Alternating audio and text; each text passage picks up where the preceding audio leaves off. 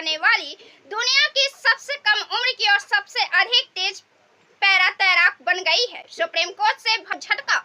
29 जुलाई को बिहार सरकार को सुप्रीम कोर्ट से बड़ा झटका लगा है। बिहार में आरक्षण को बढ़ाकर 65% करने के खिलाफ पटना हाई कोर्ट के फैसले को फिलहाल बरकरार रखा गया है, क्योंकि सुप्रीम कोर्ट ने इस पर रोक लगाने से मना कर दिया है।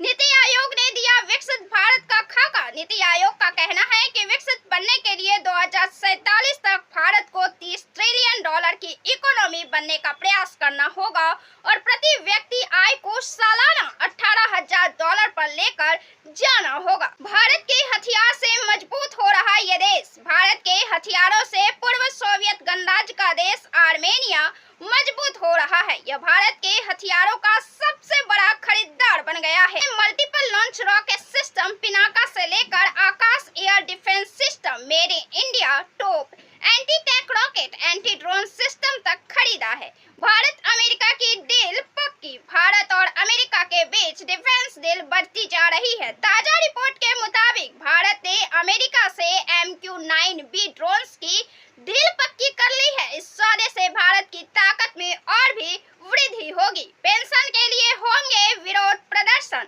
कर्मचारी पेंशन आयोग के तहत आने वाले पेंशनर्स ने न्यूनतम मासिक पेंशन 7500 रुपये करने समेत दूसरी मांगों को लेकर 31 जुलाई को विरोध प्रदर्शन करने का फैसला किया है। EPS 95 राष्ट्रीय संघर्ष समिति के चेयरमैन कमांडर अशोक राउत ने जानकारी देते हुए कहा कि लंबे समय तक नियमित पेंशन निधि में योगदान करने के बावजूद पेंशनर्स को इतनी कम पेंशन मिल रही है कि उनका गुजर बसर कर पाना भी मुश्किल हो रहा है। भारत बन रहा स्टार्टअप का हब। सरकार की ओर से बीते एक दशक में देश में स्टार्टअप कल्चर को बढ़ाने के लिए कई कदम उठाए गए हैं। कौशल विकास और उद्यमिता राज्य मंत्री ने लोकसभा में एक सवाल के जवाब में कहा कि department for promotion of industry internal trend की ओर से 1,40,803 स्टार्टअप की पहचान की गई है।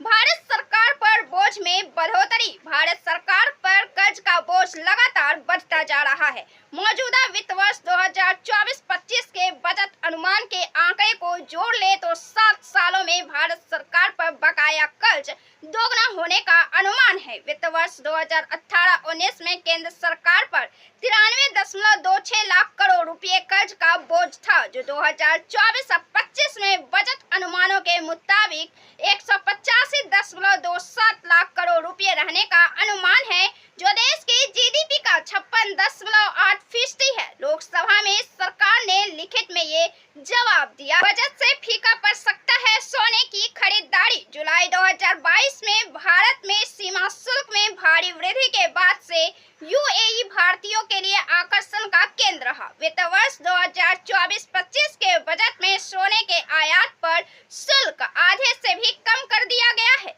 ज्वेलर्स ने ET को बताया कि शुल्क अंतर में कमी और इसके परिणाम स्वरूप बजट के बाद भारत में कम कीमतों का मतलब है कि विदेशों से सोना खरीदना काफी हद तक फीका पड़ सकता है। योजना का उठाए लाभ। बिहार में रहने वाले लोगों के लिए एक बड़ी खबर आ रही है। ताजा रिपोर्ट के मुताबिक बिहार में बस खरीदने के लिए सरकार के द्वारा 5 लाख रुपए तक का अनुदान दिया जा रहा है। इसका लाभ लेने के लिए बिहार के लोग आवेदन कर सकते हैं। सरकार बिहार के ग्रामीण इलाकों को प्रखंड और जिला मुख्यालय से जोड़ना चाहती है। इसके लिए सरकार गांव से शहर तक वाहन की व्यवस्था कर रही है। आप CM प्रखंड परिवहन योजना का लाभ लेकर बस की खरीदारी कर सकते। किसानों को राहत। बिहार सरकार ने राज्य के किसानों को धान, मक्का व दूसरे खरीफ फसलों की सिंचाई के लिए डीजल अनुदान देने का ऐलान किया है।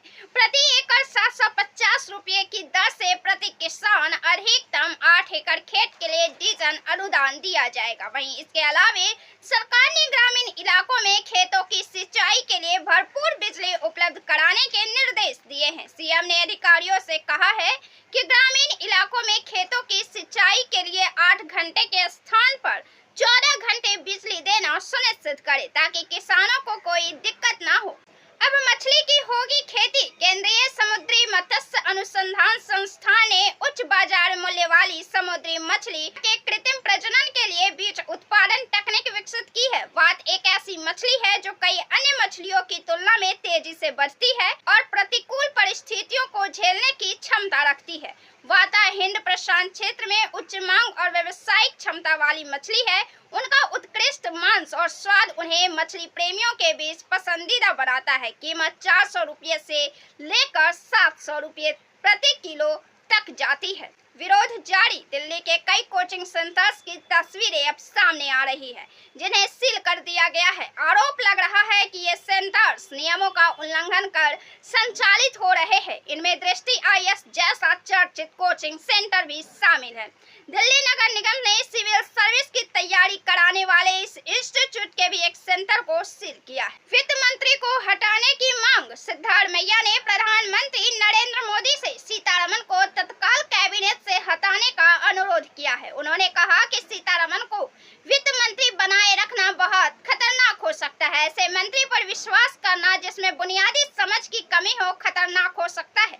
जीत गया जिंदगी का यह जंग। चंबल नदी में पानी पीने गए 17 साल के एक बालक को किनारे पर घात लगाए बैठे मगरमच्छ ने खींच लिया। करीब आधे घंटे तक मगरमच्छ से जिंदगी की जंग लड़ने के बाद किसी तरह किशोर की जान बच गई। हालांकि मगरमच्छ ने किशोर को जांघ पर 2 जगह और हाथ पर काट लिया।